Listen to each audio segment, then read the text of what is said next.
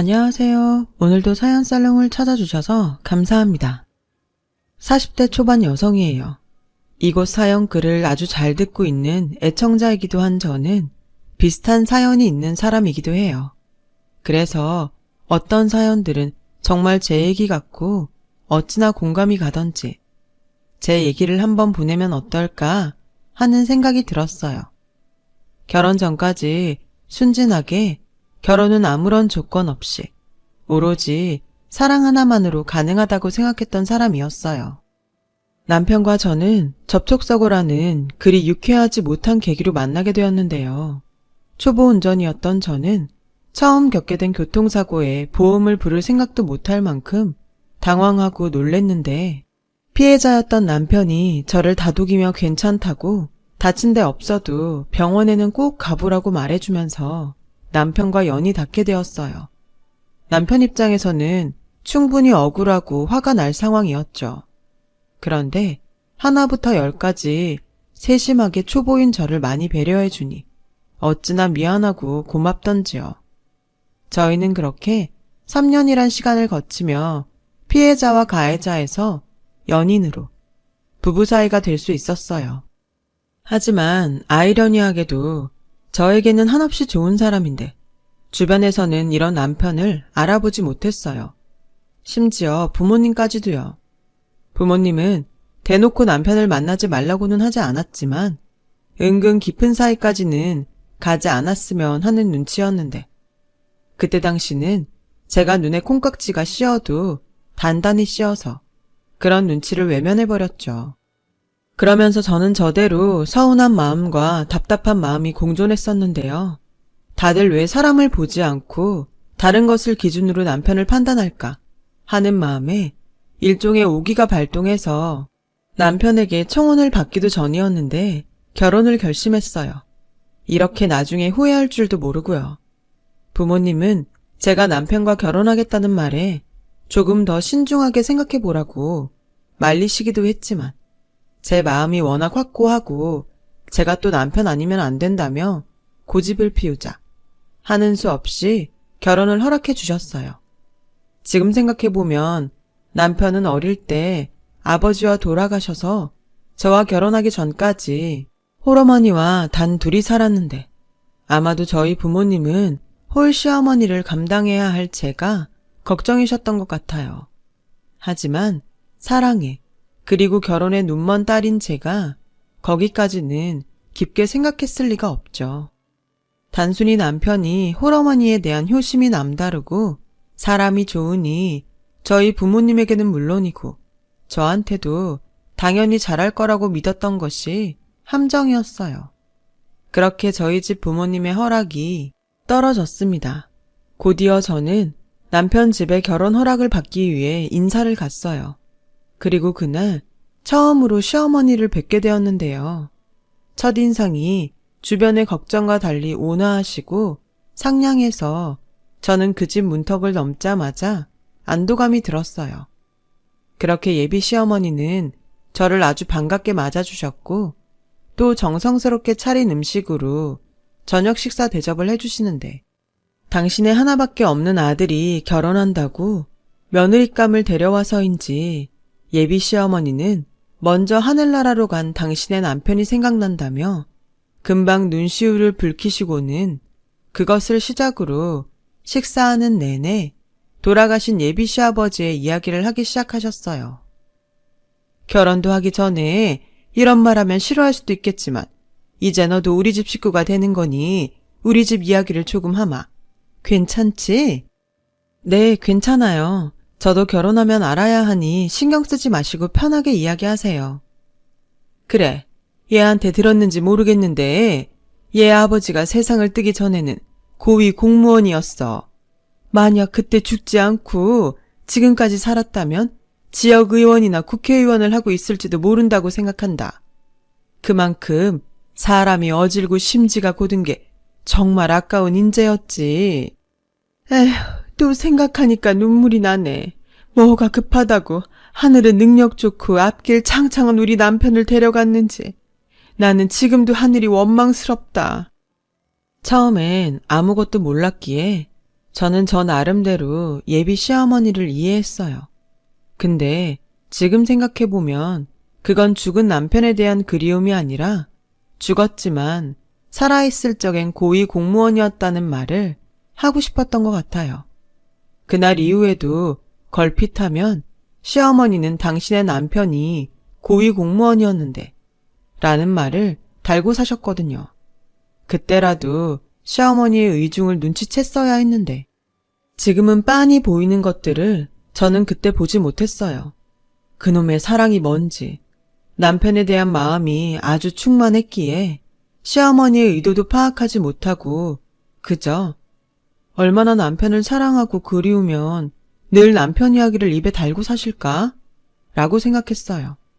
그리고 그 때문에 남편이 결혼하고 따로 나가 살면 가뜩이나 남편 없이 혼자 외로웠던 어머니가 더 외로워하실 것 같다며 저에게 결혼하고 2년 정도는 시어머니와 함께 살면 어떠냐고 물어보는데 저는 별다른 거부감이 들지 않았어요. 그러자는 마음이 생기더라고요. 그래, 2년이면 뭐 금방이지. 당신하고 둘이 그렇게 오래 사셨는데 갑자기 혼자 계시게 하는 건 나도 좀 죄송스럽다. 고마워 자기야. 우리 엄마도 엄청 좋아하실 거야. 내가 그동안 자기한테 말은 안 했는데 우리 엄마가 자기 딸 같다고 엄청 좋아하셔. 우리 엄마 자기가 좀 측은하게 생각하고 잘 좀 대해주면 좋겠어. 나도 장인 장모님한테 잘할게. 아, 물론 자기한테도 잘하고. 당연하지. 자기 어머니면 이제 내 어머니이기도 하잖아. 우리 서로 니네 부모님, 우리 부모님 구분하지 말고 양쪽 부모님께 똑같이 잘하자. 고마워 자기야. 나는 정말 자기랑 결혼하면서 세상 전부를 얻은 기분이야. 저는 사탕 발림 같은 소리일지라도 남편의 그 말이 참 좋았어요. 그래서 시어머니와 함께 시작하는 신혼이란 사실에 저희 부모님이 길길이 뛰어도 제가 다 감당할 수 있다고 매일같이 설득했어요. 그리고 드디어 결혼식을 올리고 꿈에 그리던 신혼생활을 시댁에서 시작했는데 저희 어리석은 기대와 생각은 그때부터 엇나가기 시작했어요. 그야말로 최악으로 치닫기 시작했죠. 물론 아주 처음부터 그랬던 건 아니었어요. 어찌나 자연스럽게 흘렀는지 지금 생각해도 너무 어이가 없네요. 저는 결혼하고 한 달 정도가 지나 다니던 회사 계약의 기간 종료로 본의 아니게 쉬게 되었어요. 그러면서 시어머니는 조금씩 그리고 거의 매일 저에게 잔소리와 집안일을 시켰어요. 그때까지 별 의심을 하지 않았는데 3개월이 지나 어느 때처럼 집안일을 하고 있는데 시어머니에게서 지금 생각해도 황당한 요구를 받게 되었죠. 예, 이 옷 우리 아들 옷이지 않니? 이 옷은 세탁기에 넣지 말고 손수 비벼 빨아라. 자고로 남자는 집에서부터 대접을 받고 살아야 나가서 성공하는 거야. 게다가 우리 아들은 고위공무원 아들의 3대 독자인데 집에서 노는 네가 신경을 좀 써야 하지 않겠니? 어머니, 이 옷은 그냥 면티인데요. 그리고 저 집에서 놀지 않고 이렇게 매일 일하고 있잖아요. 저도 나가서 일하고 싶어요. 그러려면 나가서 구직 활동도 해야 하는데. 야, 너는 왜 그렇게 말이 많니? 아무리 세상이 좋아졌다고 해도 나는 시어머니고 너는 며느린데 너 지금 시어머니 말에 토다는 거니? 면이건 나일론이건 네 남편 빨래는 죄다 손으로 빨라고. 너 말귀 못 알아듣냐? 지금이 어떤 세상인데 며느리한테 야, 저기 라고 하다니 황당하고 어이가 없었어요. 게다가 결혼하고 제 빨래는 물론이고 세탁소에 맡길 옷이 아니고서는 죄다 세탁기에 넣고 빨았는데 이제 와서 그렇게 불효령이라니. 그 순간 너무 어이가 없고 불쾌하니까 뭐라고 말을 할 수가 없더라고요. 그래서 참고 있다가 퇴근한 남편에게 이 일을 이야기하니 가재는 개편이라고 남편의 말이 더 저를 어이없게 했어요. 원래 우리 엄마는 손빨래 하셔. 아마 당신이 하는 거 보고 몇 번이고 말하고 싶으셨는데 참았던 걸 거야. 자기가 좀 이해해. 여기 있는 동안은 엄마가 하라는 대로 하고 분가하면 자기가 하고 싶은 대로 해. 괜히 마음에 담지 말고. 알았지? 남편은 그렇게 말했지만 저는 납득할 수 없었어요. 그때 어머니의 태도와 행동은 전혀 몇 번이고 참았던 사람의 모습이 아니었거든요. 이래서 남편은 남의 편이라 하고 아무리 좋아도 시월드는 시월드라고 하나? 저는 속으로 별의별 생각을 다 했어요. 그런데 시어머니는 그날 이후 아주 작정이나 한 듯 남편이 출근만 하면 저에게 시집살이를 시키시는데 절대 빠지지 않을 거라고 생각했던 콩깍지도 그런 시어머니 시집살이에는 버티지 못하고 허무하게 빠지더군요. 날도 추워지니 너 시장 가서 소뼈 좀 사와라. 우리 아들은 매년 손수 달인 사골국을 먹지 않으면 감기에 걸려서 고생해. 3대 독자에 고위공무원 지낸 아버지 아들인데 정성스럽게 구워서 먹여라. 알았지? 얘, 너 우리 아들 호흡기 약한 거 몰라? 청소가 있다 오면 이먼지를 다 누가 먹겠니? 도대체 너는 니네 집에서 뭘 배워온 거야? 그 코딱지만한 슈퍼 한다고 니네 부모님 너무 너한테 신경 안 쓴 거 아니니? 아휴, 우리 남편이 죽지 않고 살아있었다면 우리 민혁이가 너 같은 슈퍼집 여자랑 결혼하는 일은 없었을 건데.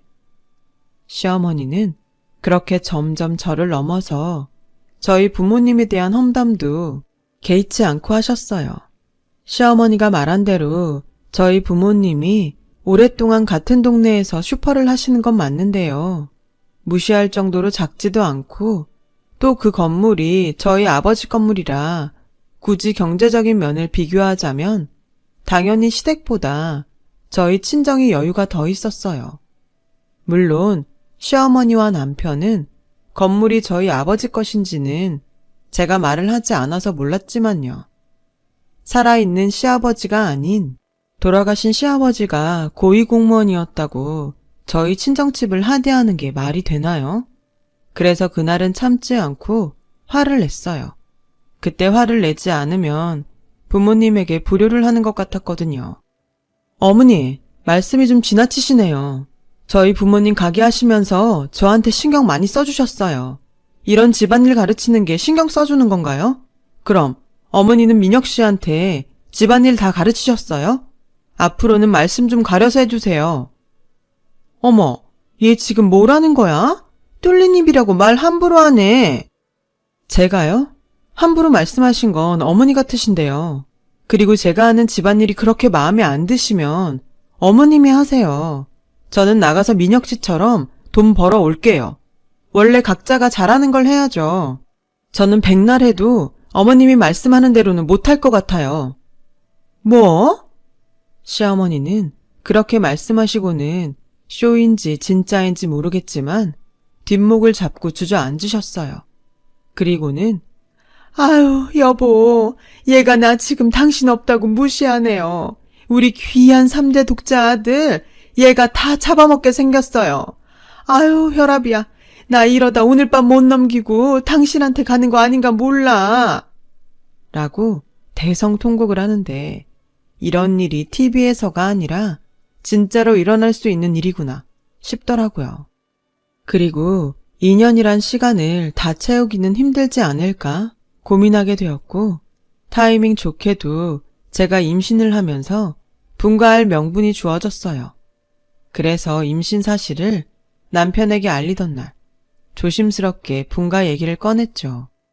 자기야, 나 임신하고 곧 있으면 입덧도 할 텐데 아무래도 어머니랑 계속 같이 있기는 힘들 것 같아.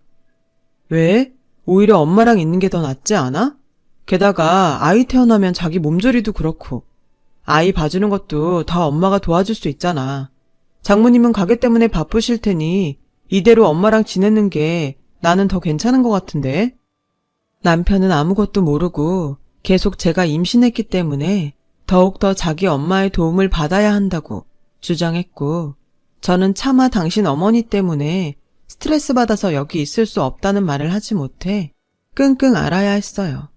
지금 생각하면 바보 같지만 그때 당시는 시어머니하고는 사이가 변했어도 남편하고는 변하고 싶지 않았거든요.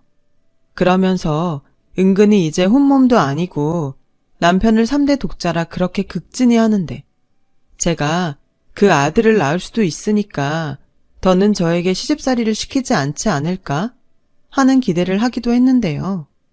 기대와 달리 시어머니는 평소랑 똑같이 청소며 손빨래를 시키셨고 입덧이 심해져 주방에 있기도 힘든 저에게 나 때는 임신했어도 김장 100포기씩 하고 밤새 사골 끓이며 할 거 다 했다 라며 도끼 눈을 하고 엄살 피울 생각하지 말라고 하시더라고요. 그러면서 남편이 퇴근하면 마치 자기가 언제 저에게 그랬냐는 듯 다른 얼굴을 하더군요. 또 어떤 날은 저에겐 개모임을 간다고 하시고는 남편에게 연락해 제가 입덧이 심해 집에서 저녁 먹기가 미안하니 밖에서 간단히 먹고 들어가자고 하셨다는데 저도 사람인데 더는 참을 수가 없었어요. 자기, 내가 요즘 어떻게 사는 줄 알아? 자기 옷은 죄다 손빨래하고 어머니는 그 쉬운 청소기 한 번을 안 돌리셔. 내가 임신해서 입덧 때문에 그렇게 힘들어하는데도 당신 어머니, 당신이 먹고 싶은 음식은 꼭 만들어 오라고 하고 근데 입덧하는 나한테 미안해서 밖에서 식사를 하신다고? 내가 이러고 살아야 해? 나 힘들어. 내가 이러고 살려고 당신이랑 결혼했어? 지금 무슨 말을 하는 거야? 아무리 임신해서 힘들어도 거짓말은 하지 말아야지. 우리 엄마가 당신 얼마나 생각하는데. 그리고 우리 엄마가 어른이잖아. 당신 가만 보면 우리 엄마한테 예의가 없는 것 같아. 설령 자기 말이 맞다고 해도 자기가 며느린데 할 수도 있지 않아? 뭐? 당신 지금 그걸 말이라고 하는 거야? 며느리니까 할 수도 있다고? 그래, 나도 어머니가 상식적으로 이해가 가면 할 수 있는 건 할 수 있지. 근데 나도 우리 집에선 귀한 딸이야. 이런 거지 같은 대우를 받으면서 군말 없이 며느리니까 당신의 종처럼 살라는 거야? 아, 말을 해도 참. 나도 힘들어. 당신은 이제 회사 생활 안 하니까 속 편해서 그러나 본데 나는 회사 일도 힘든데 거기에 자기 짜증까지 받아야 한다고. 그래서 뭐 당신이 원하는 대로 엄마한테 엄마 때문에 힘들어서 여기 못 살겠으니 나가겠다고 하면 돼? 그럼 나 좀 편하게 해줄래? 진작 못할 거면 처음부터 못하겠다고 하지. 이게 뭐냐? 저는 어이없게도 제 탓을 하는 남편을 보고 뒤통수를 세게 얻어맞은 기분이 들었어요. 제가 결혼하기 전에 다른 거 뭐 본 게 있나요? 사람 하나, 사랑 하나 봤잖아요. 근데 지금 제가 사는 꼴을 보니 왜 그때 사람들이 다 저를 말렸는지 알 것 같더라고요. 결혼 전 남편의 모습은 어디로 가고 자기만 힘들다고 제 힘듦은 이해하지 못하고 그저 투정 정도로만 여기는 남편을 보고 있자니 제 스스로가 그렇게 초라하게 느껴질 수가 없었어요. 만약 임신 중이 아니었더라면 저는 그때 망설임 없이 이혼을 하고 싶었는데요. 뱃속에 아이도 있고 남편과 헤어지면 저 혼자 아이를 키워야 할 텐데 그러려면 친정 부모님에게 손을 벌려야 하니 이혼은 정말 더 참다, 진짜 안 되겠다 싶으면 해야겠다는 생각이 들더라고요. 아무래도 친정 부모님의 반대를 무릅쓰고 한 결혼이었으니까요. 생각이 거기까지 미치니 저는 자연스럽게 어디에도 끼지 못하고 혼자 외롭게 지내야 했어요. 그때부터였던 것 같아요. 평생 모르고 살던 우울증이라는 병이 생기고 말았어요.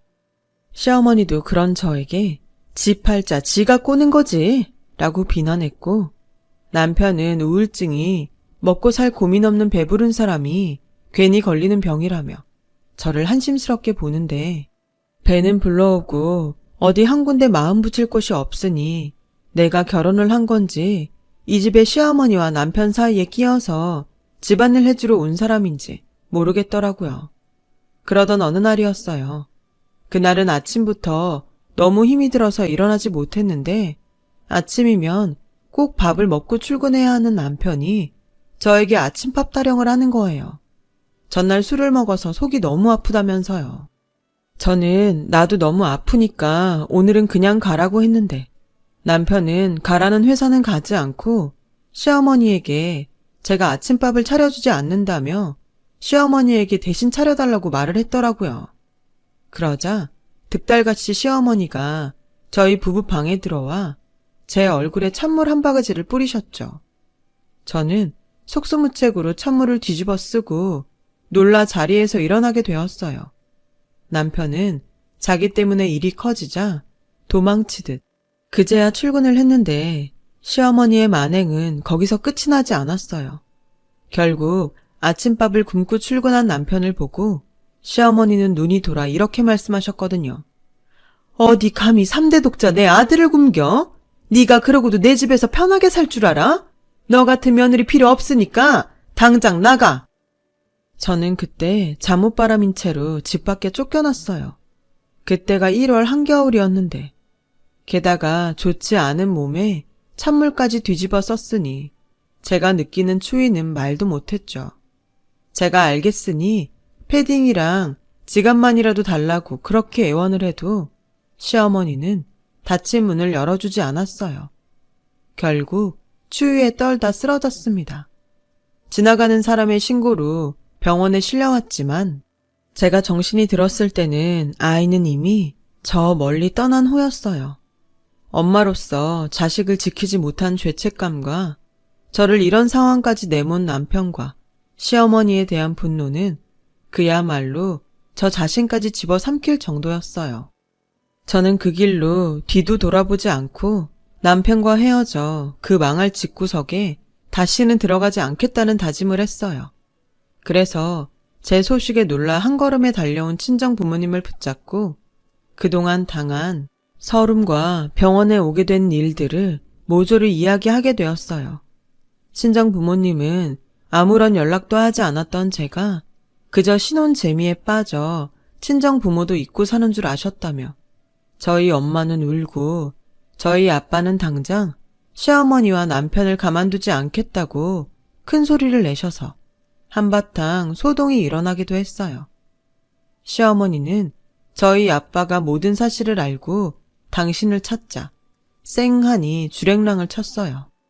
남편 역시 장인에게 혼이 날까 무서워 병원은 얼씬도 하지 않았는데 이게 그동안 함께 산 가족이고 남편이었구나 하는 허탈감에 그저 헛웃음만 나오더라고요. 어쩌면 제 아이도 이런 집에 태어나 같이 살고 싶지 않았던 것이 아닐까 하는 생각까지 들었어요. 저는 친정 부모님에게 이혼하겠다고 말했어요. 이런 상황에 이혼하지 않으면 그야말로 등신인 거죠. 저는 그렇게 병원에서 퇴원하고 집이 아닌 친정집으로 간 지 2달 정도가 지났는데요. 당장 제가 이혼하겠다고 할 줄 알았던 남편과 시어머니는 이상하게도 잠잠한 저를 보며 어쩌면 제가 이혼까지는 생각하지 않는지도 모른다고 생각한 듯 시어머니는 허무맹랑한 내용으로 문자를 보내왔어요. 그 정도면 너도 할 만큼 했다. 나도 참는데 한계가 있어. 딸 자식은 결혼하면 출가 외인인데 이제 그만 집으로 돌아와라. 이번 일로 너도 반성 많이 했지? 반성 같은 소리 하네. 저는 끝까지 경우 없는 시어머니의 태도와 그때까지도 연락 한번 하지 않는 남편에게 괘씸해 남편에게 이혼하자고 먼저 연락을 했죠. 남편은 알겠다며 제 짐이 집에 있으니 와서 이혼 서류에 도장도 찍고 짐도 가져가라고 하더군요. 저는 알겠다고 하고 그날 저녁 이혼 서류 준비를 해서 다시는 가고 싶지 않은 시댁으로 들어갔어요. 시어머니는 저를 보자마자 도끼 눈을 하며 들고 있던 리모컨을 던지는데 저도 화가 나서 땅에 떨어진 리모컨을 주워 시어머니가 하신 대로 똑같이 던져버렸어요. 어머, 얘 하는 행동 봐. 이래서 사람은 가정교육이 중요한 거야. 니네 부모님은 여태 너를 집에 돌려보내지도 않고 뭐 했다니? 아, 그 코딱지만한 슈퍼 하느라 너한테 관심도 없지? 저기요, 전에도 말씀드렸는데 저희 부모님 저한테 관심 엄청 많으세요. 눈 있으면 이것 좀 보실래요? 저는 미리 준비한 등기부 등본 봉투를 시어머니에게 리모컨 던지듯 던졌어요. 그러자 시어머니는 뭘 가지고 와서 유세를 떠냐며 봉투를 열었고 여태 슈퍼가 있던 건물이 저희 친정 건물인 걸 까맣게 모르던 시어머니는 손을 바르르 떨며 할 말을 이르시는데 저는 이제는 제 차례 같아서 당한 만큼 갚아주자는 생각이 들었어요. 보셨죠? 저희 부모님이 이혼해도 걱정하지 말라고 건물을 제 앞으로 해주셨어요. 가정교육 말씀하시던데 그래서 어머니 아들은 어떤가요? 아침밥 안 해준다고 그 사단을 만들고 자기 자식이 당신 엄마 때문에 그렇게 됐는데 그 사람 일말의 죄책감은 있을까요? 그때였어요. 돌아온 남편이 저와 시어머니가 또 한바탕 하는 모습을 보고 한숨을 쉬더니 제가 준비해간 이혼 서류에 도장을 찍으려 하는 순간 시어머니가 그 서류를 남편에게 뺏어서 북북 찢어버리셨어요. 엄마, 뭐 하는 거야? 너 이혼하지 마. 절대 이혼하면 안 돼. 엄마, 나도 너무 힘들어. 더는 이렇게는 못 산다니까. 됐고, 너 이것 좀 봐. 글쎄, 쟤네 슈퍼가 그냥 슈퍼가 아니더라고. 너 몰랐어? 그 건물이 네 처갓 건걸? 그리고 이번에 그 건물을 쟤한테 줬는데 네가 왜 이혼을 해? 쟤한테 저런 삼각 건물이 있는데. 그래서 뭐 건물 있으니까 이젠 이혼하지 말고 저 사람한테 충성하고 살라고? 누가 충성하래? 그냥 이혼만 하지 말라고. 작은 소리로 하는 소리였지만 어찌나 제 귀에 잘 들리는지 저는 기가 차서 말이 다 나오지 않았어요. 이혼은 어차피 하게 될 거예요. 제가 합의 이혼 안 해주면 소송 걸 거예요. 그리고 그 추운 날 저를 내쫓고 당신 때문에 내 아이도 이렇게 되었는데 이혼 사유가 너무 명백하지 않아요? 저 이거 인터넷이며 저 사람 회사에 다 뿌릴까요? 저 이제 무서울 거 없어요. 새끼도 잃은 애미가 세상에 무서운 게 어딨겠어요? 제가 어머님 3대 독자 한번 망쳐볼까요? 어머, 제가 돈이 있다고 눈빛 변한 것 좀 봐.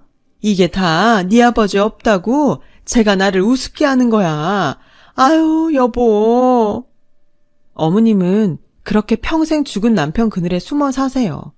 제가 어머님을 우습게 알아요? 어머님이 저한테 한 행동을 생각하세요. 이렇게 된 거 진짜 재판까지 가볼까요? 알았어. 당신도 그만해. 당신 뜻대로 이혼하자. 그래. 그리고 이 말은 꼭 해야겠는데 당신 진짜 비겁해. 처음부터 당신이라도 가운데서 중심을 잘 잡았으면 우리 애기 그렇게 허망하게 가지 않았어. 당신이란 사람은 정말 죄책감도 없니? 그래서 이혼하잖아. 나도 당신 보고 있으면 힘들어. 어쩌다 이렇게 됐나 후회된다고. 남편은 저에게 다음날 법원으로 가서 이혼 서류를 작성하고 바로 제출하자고 했어요. 그러자 남편의 옷자락을 잡아당기며 절대 이혼하면 안 된다고 시어머니가 악을 쓰는데 그 꼬라지를 보니 정말이지 이 집에서 왜 그렇게 바보처럼 살았나 후회가 밀려오더라고요. 그렇게 저는 남편과 이혼을 했어요. 짧았지만 다신 되돌아가고 싶지 않았던 최악의 결혼 생활에 종지부를 찍었죠. 이혼 직후 시어머니는 제가 이젠 당신 며느리가 아닌 남이라는 것을 인정할 수 없었는지 한동안은 그렇게 연락을 해왔는데요. 어떤 날은 불같이 자기 3대 독자 아들 이혼남 만들었다고 화를 냈고 또 어떤 날은 자기가 반성을 많이 했다며 미안하다고 이제라도 잘 지내보자고 말을 하는데 무슨 조울증 환자도 아니고 나중엔 무슨 짓을 할까 무섭기까지 해서 핸드폰 번호를 바꿔버렸어요. 그 후 정말로 자유를 얻었고 그동안 뺏긴 시간을 보상이라도 받듯 재취업에 성공했어요. 이번에는 계약직이 아닌 정규직으로요. 건물은 형제가 없던 저이기에 원래 친정아빠는 당신이 먼저 세상을 떠나면 엄마에게 건물을 줬다가 저에게 상속되게 하려고 하셨는데 무슨 성견지명이 있으셨는지 제가 결혼을 하고 나니 저에게 든든한 무언가가 있어야겠다는 생각이 드셨대요. 그래서 엄마와 이야기하셔서 저에게 이전시켜 놓으셨던 거더라고요. 부모님이 주신 건물에서 월세가 들어오고 또 공실이 있어서 가게라도 시작해 볼 수 있었지만 아무래도 저는 사회생활이 더 적성에 맞는 것 같았어요. 그동안 회사를 가지 않는 내내 그렇게 회사 다녔던 제가 그립더라고요. 그래서 저는 건물 명의만 갖고 건물에서 나오는 월세는 다시 부모님에게 드리고 있어요. 사실 그게 맞기도 하고요. 지금은 매일 똑같은 일상이지만 되찾은 평범한 행복이 마냥 소중하기만 합니다. 이런 소중한 행복을 이제는 절대 무슨 일이 있어도 놓치는 일은 없을 거예요. 하늘에 먼저 보낸 제 아가를 위해서라도 저는 꼭 그렇게 살려고요. 지금까지 저의 이야기를 들어주셔서 감사해요. 이렇게 애청하는 곳에 제 이야기를 털어놓으니 마음이 한결 가벼워지는 것 같네요. 여러분들에게는 어떤 아픔도 없이 항상 건강한 행복이 함께하길 기도하겠습니다. 여러분, 사연 댓글에 응원과 현명한 조언 부탁드려요. 좋아요와 구독은 저에게 큰 힘이 됩니다. 오늘도 좋은 일 가득하세요.